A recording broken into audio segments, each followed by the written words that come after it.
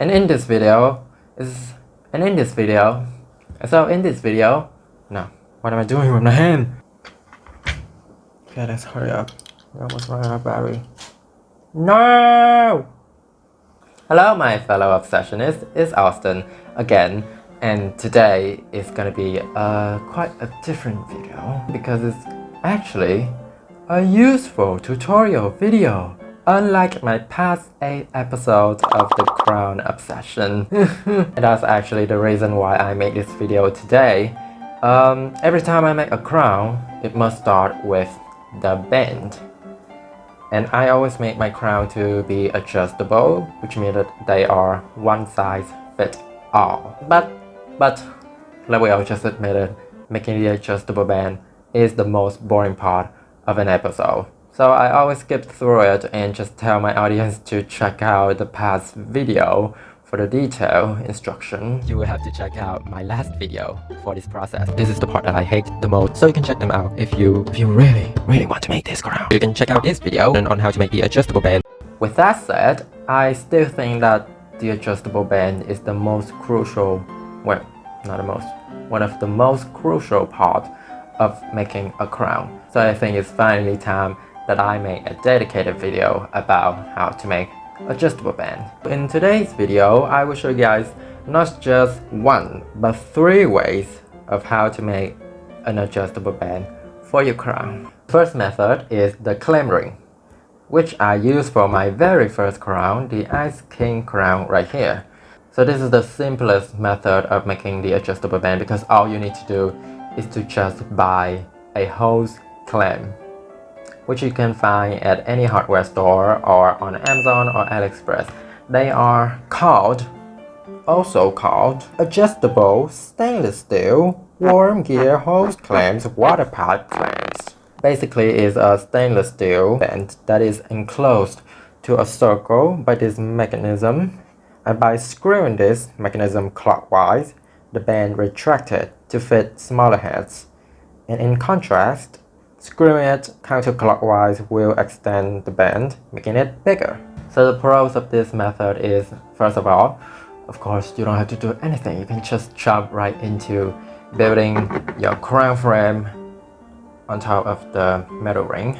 Second pros, since they are made from stainless steel, besides having this lustrous metal look, the metal ring is also very durable, strong, and they will last for a lifetime. And the third is that because the width of the band is 1 centimeter, sometimes wider, sometimes narrower, depends on the brand of clam rings that you bought, which means that there are a lot of surface area for you to decorate and put your stones and your design on top of it, as I did with my Ice King crown. Well, now on to the downsides. As I mentioned before, the clam ring has a width of 1 centimeter, so if your crown has a very elegant design that has a thin crown band that is almost invisible, just like this one right here, see, it's almost invisible, then this type of adjustable band is unsuitable. Secondly, and most importantly,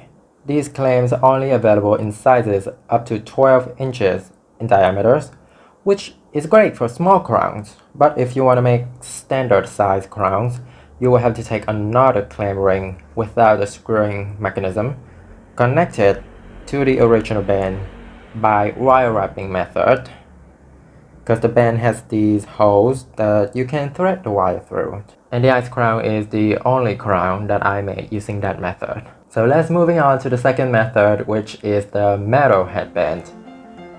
This crown is made with the metal headband adjustable band. So to do this, you will need 1 metal headband. This is 5 mm in width. The 2 ends of the metal headband, they are bent outward for comfortable wearing, but we don't need that. So take a flat nose pliers or a bigger flat nose pliers, or even a chain nose pliers. So use a pair of pliers to bend the headband into a more rounded shape.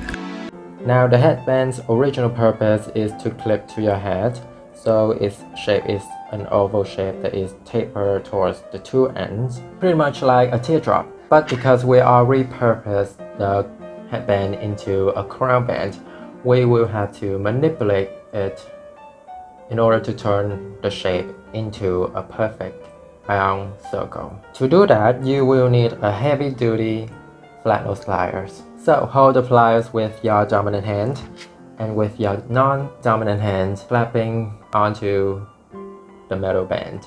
I'm just gonna use the pliers to gently bend the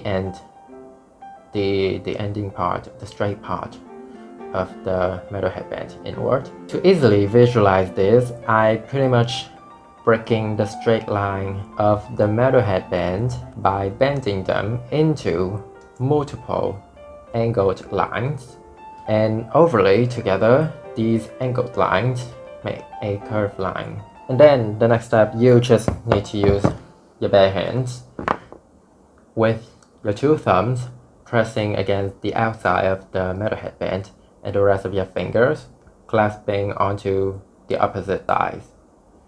And you're pretty much just gonna stretch them outward like this. Stretch them outward in order to make the metal headband into a wider circle.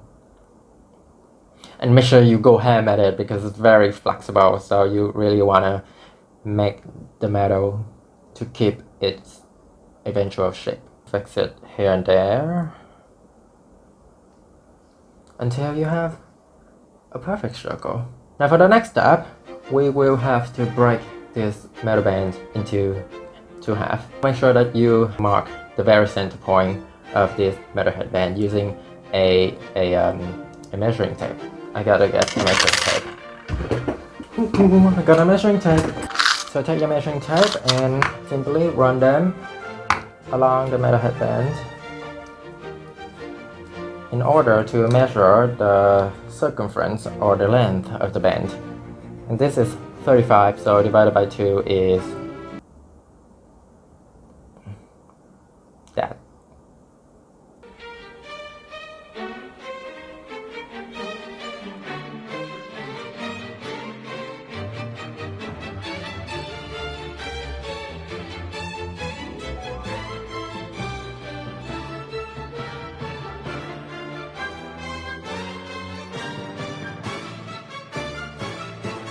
$17.5. I'm stuck at math. At the 17.5 mark, take a Sharpie and mark the center point. And now what you need to do is to take your heavy-duty pliers. I mean, you can do this in any way that you want, but what I do is I take my non-dominant hand, grasping next to the mark that you made, and then your dominant hand holding the pliers. Like so. Make sure that is right up. And pretty much you are using your thumbs and your index finger to grasp next to the pliers very, very tight. And you're just gonna bend the band back and forth until it's snapped. Now you have two arcs. The snap end of the band is very short, so you will have to sand it smooth. So I use this very heavy-duty industrial type of metal file. I don't recommend using sandpaper because it's pretty much do nothing to the metal, and I'm very sure that the sharp metal band will just poke and pierce through the sandpaper. So use a metal file,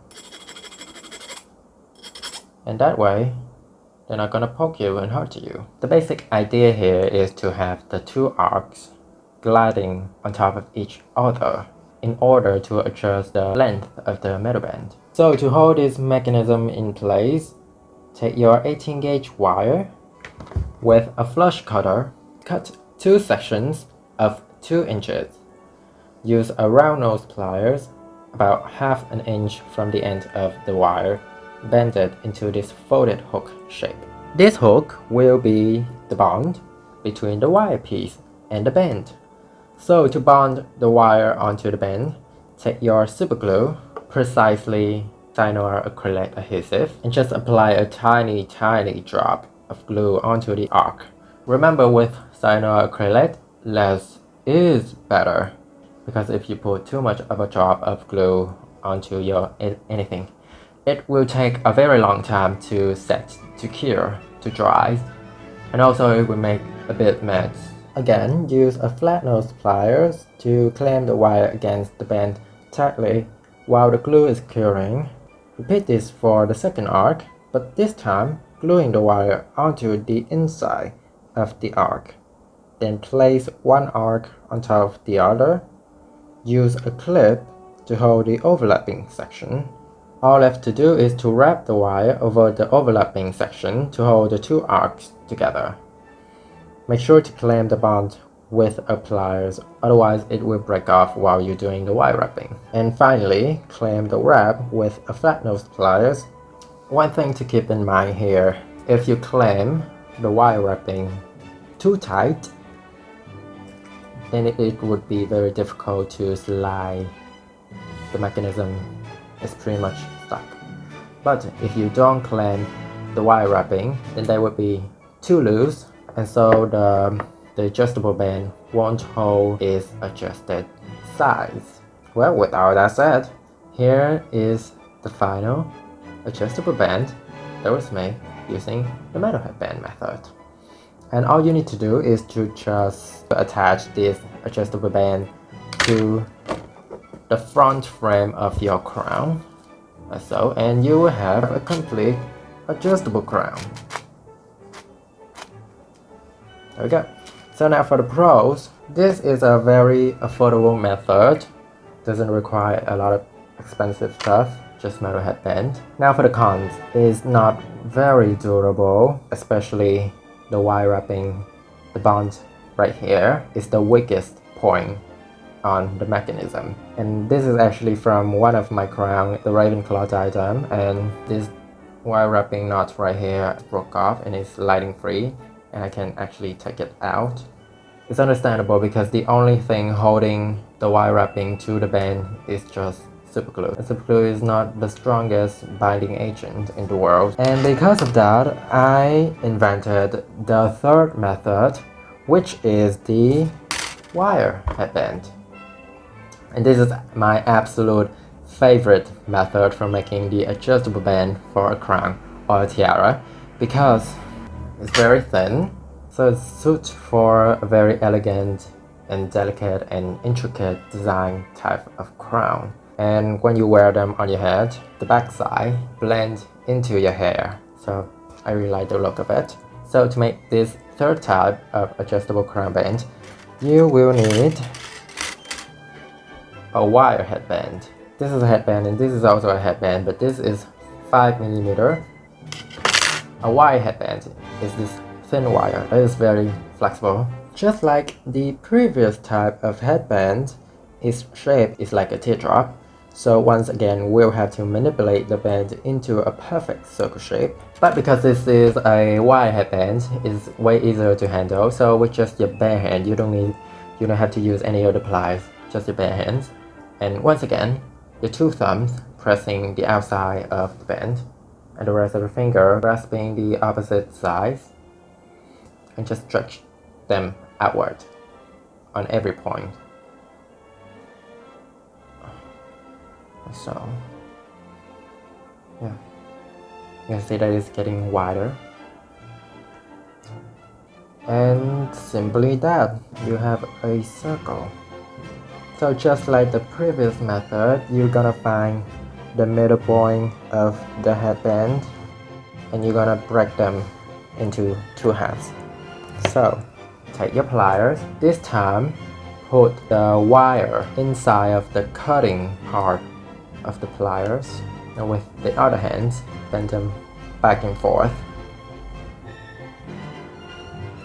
like so until they snap. There we go. Now you ended up with two arcs. And just like before, the idea here is to have two arcs on top of each other and having them gliding like so, in order to adjust the length of the band. Again, take your heavy-duty flat nose pliers, and this is important. About half an inch from the end, you will bend them into a hook shape and then fold them completely. It is important. Hold your arc as if it is lying on the table, so it's parallel to the table. And this part right here, you will bend it on top. You bend it on top of the bottom band. It's actually used quite some muscle work. So now you can see we have a folded hook. The two lines are parallel. There's still a space, a gap between the two. And then just repeat that process for the other arc. But everything that you do on the second arc should be a mirror of the first arc. On this arc, I do it on the right end. So for the second arc, I will do the bend on the left end. Here we go. Now, hold the two arcs up and make sure that the hook is also on top, on top, on top. And you're gonna place them together like so. And now take some masking tape to hold this position in place. Next step, take some 25 gauge wire, not in any exact length, but you should have enough for the next step, maybe about 15 centimeter. To connect the piece together, so to make it easier to instruct, I'm gonna call this the top band, the middle band, and the bottom band. So the first thing you need to do is to anchor the wire by wrapping it around the top band. 4 to 5 loops is enough, and make sure you leave about 2 inches of wire off from the hook. And the hook will anchor the wire in place. Now for the other side of the wire, we're gonna wrap it around all 3 of the band, the top, the middle, and the bottom. And once you got from 3 to 4 loops, you're gonna alternate by wrapping it just around the top band. And then just repeat this one more time. And once you're done, just nip off the excess wire with cutting pliers. And for the 2 inches of leftover wire on this side of the hook, you wrap it around the bottom band. And there you go. Gonna do the same for the second knot. Make sure that the wire is tightly wrapped. You don't want any poking wire. So take a flat nose pliers and clamp the wire very tight in place. And once you're done, take off the masking tape and you got the adjustable part of the tiara. And this is how it works. When you pull the knots closer together, that's gonna make the tiara bigger. And in contrast, if you pull them away from each other, it's gonna shorten the tiara. And that is how the tiara is gonna fit on any head size. So the reason why I alternating between wrapping all 3 of the bands and then wrapping just the top band, and then wrapping all 3 of the bands and then wrapping just the top band, is because the alternation anchored the wire wrapping securely in place so that they can't slide off of the hook. So if you're just gonna wrap the wire all the way, all 3 of the bands all the way from the start to the end, I'm pretty sure it's gonna slide out of the system. And there you go, that's how you make the third type of adjustable band for your crown or tiara. All you need to do is to just connect that band to the front frame of your crown by wire wrapping, just like this one. This is my Christmas crown that I made last Christmas. You can check this video out. I will put it in the I button. So just click the I button. That's 3 ways that you can make your adjustable band for your crown. You can pick one out of these 3 methods for your crown own designs to fit your need. These are the methods that I think of myself, so if you have an even cooler way to make an adjustable crown band, share it in the comments below so everyone can learn a new method. Thank you for watching, And I hope you find this very insightful DIY video helpful, because I don't usually make videos like this because I find them quite boring and technical. So if this is not your cup of tea, you can check out the more fun videos, the other videos on my channel. I will put them in the boxes on the screen for you to click. And make sure that you click like, subscribe, all of that thing. Subscribe to join the Obsessionist if you're not one of us yet. And I'll see you in next episode of the Crown Session. Goodbye.